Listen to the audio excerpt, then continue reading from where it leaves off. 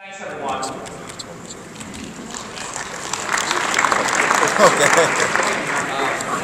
Make everybody work here. Hi, welcome. 10 minutes, here we go. My name's Marty Hoban. Stumble upon 21st century learning. When I call it nonlinear learning, I think of the students that I teach and how I need to know them before I teach them what I think is good for them in video production or fine arts, media intro to media arts. Excuse me as I stumble over my words. Okay, but anyway, I have 3 rules that guide me, and don't laugh at them when I teach or design curriculum. I say make it up as you go along.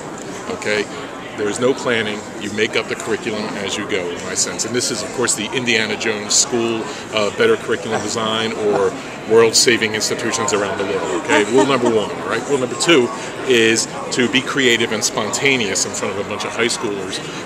I find it refreshing. They find it refreshing coming from the other 3 art classes into a fine arts class. And then the third is don't plan your curriculum, stumble upon it. So these are my 3 rules. And how dare you, Mr. Hoban, say that you can do this in today's day and age? Well, the reason we can is because of 21st century tools, the computing, the video, the social media tools that we have.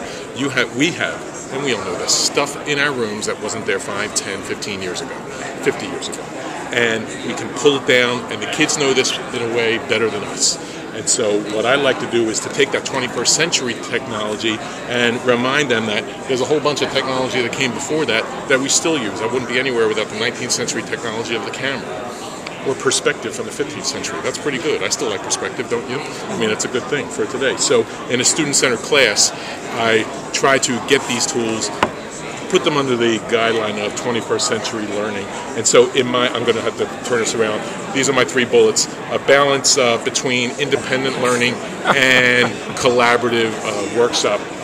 By the way, here's old technology. What century was this? And new. Okay, there you go. Other areas of making a student-centered class would be fearless control of technology.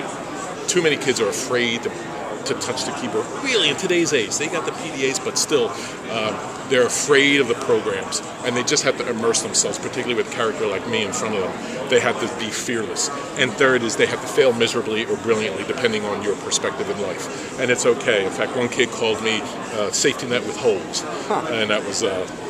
you take that as you will. Lots of times, how can we do this in math versus fine arts? It's an ongoing debate, but I think there are some innovative ways that we could do. Sorry for the sad face here, but this reminds me that we now have class time, so everybody flip over your cards, please. And I don't know who you are, but I know the faces on them, so turn them face me.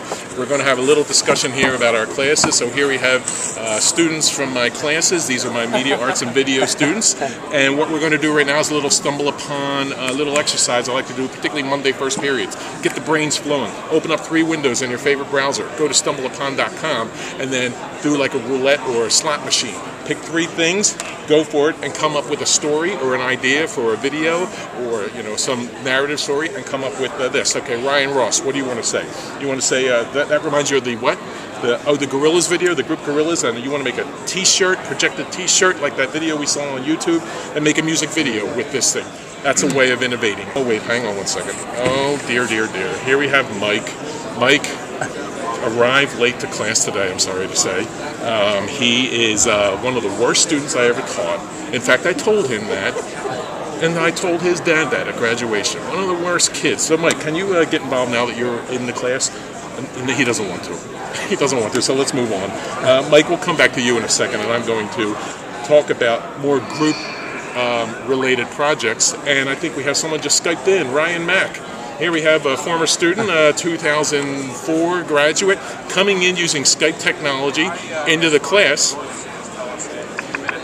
His experience in college and what he's doing now after college. Yeah, I took his class in high school and I ended up going to the college same thing for 4 years where I sort of solidify everything I learned in video class here at Hoban. So the idea is not necessarily, you'll be able to watch this I think later on, but Ryan using Skype can come in, one of the stars of the program has come in oftentimes and broken down that literally. This is the thing that the technology has done. Come into a class, of course you make it up as you go along, but you make it up a week before that class to make sure that the kid is scheduled and can do it. He works at MTV now doing video production on the program called True Life. Really cool, really cool. Let's move on to some more classroom focused projects, a self-portrait that Yunha, where's Yunha? Yunha right here. She did a great self-portrait taking 19th century dude, Vincent van Gogh.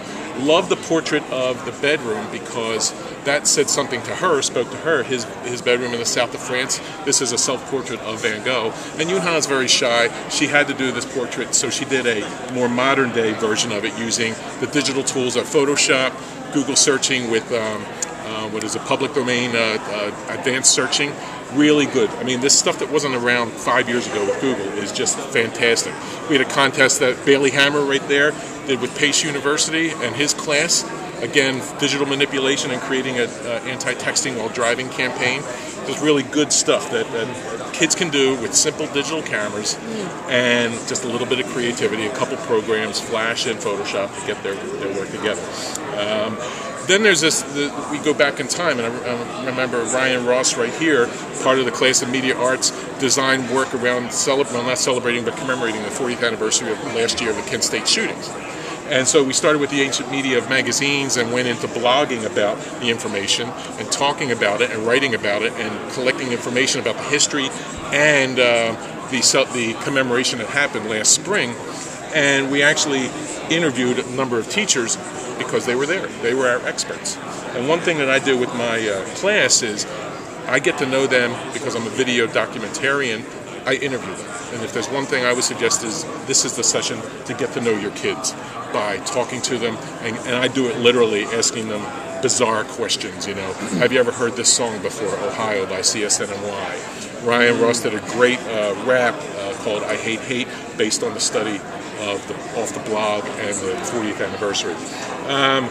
Michael here, I'm going to have to whip through these guys. He did a great, he's not a book sort of learner, but he does great stuff. He builds boats on weekends, this kid. So it's awesome that he took records, instead of studying about the music, he designed his own work, you know, using this kinetic sort of tangible thing that he does quite well. Really cool design. I mean, great thinking involved there. Anahi right here is a great student who has documented the school with video technology. And again, I find these things out about these kids just by talking to them and putting it on tape. And I review the tapes, literally, like you know, the refs at the games on Sunday.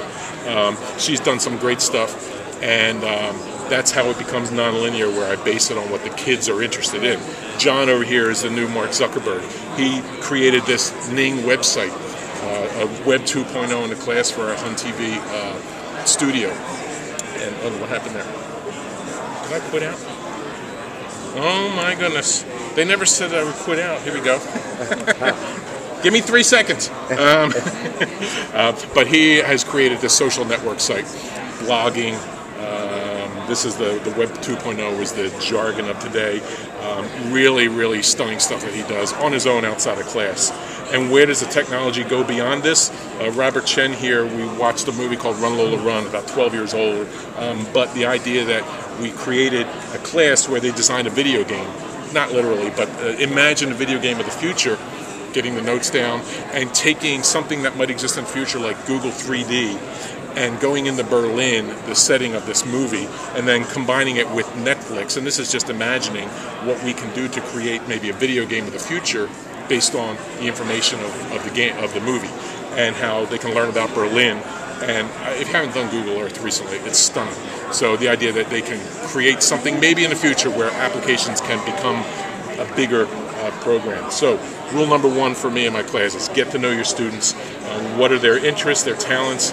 Offer choices. The choice talk that we heard here, lots of kids are afraid of making a choice, so that's a choice for them. They really do a lot. And I really did call this kid my worst student ever. But he really challenged me. We hear the rhetoric, how do you take the classroom and make it relevant to their world that's so irrelevant in our room to what they do outside? And this kid is brilliant, and he challenged me. So I base my work on what he does, and I hope you have students that challenge you as well as he did. So he may have been the worst student, but he was the best reason to come to work, and all these kids were the best reason for me, and I hope you have them too, and get the heck out of here. Thank you very much.